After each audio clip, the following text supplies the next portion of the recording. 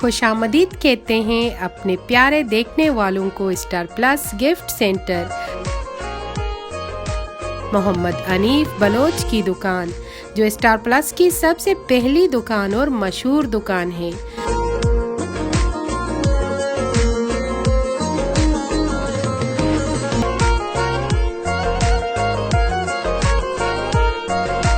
यहाँ आपको हमारी बलोची की मशहूर और खूबसूरत और हाथ की कढ़ाई बहुत आसान और मुनासिब कीमत पर दस्तयाब होगी।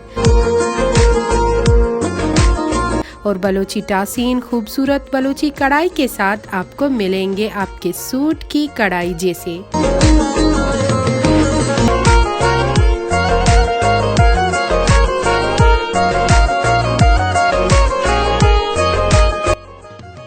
इसके अलावा खूबसूरत सेट बलोची हार, झुमके, दुपट्टे कढ़ाई की हुई बनारसी और जरी और गोटे के साथ तैयार किए जाते हैं। आपको यहाँ अपनी खूबसूरती के लिए भी बहुत अच्छा सामान मिलेगा। आपको हर सामान स्टार प्लस से मिलेगा। स्टार प्लस मोहम्मद अनीफ की दुकान से आइए अपनी खूबसूरत और खूब सारी शॉपिंग कीजिए।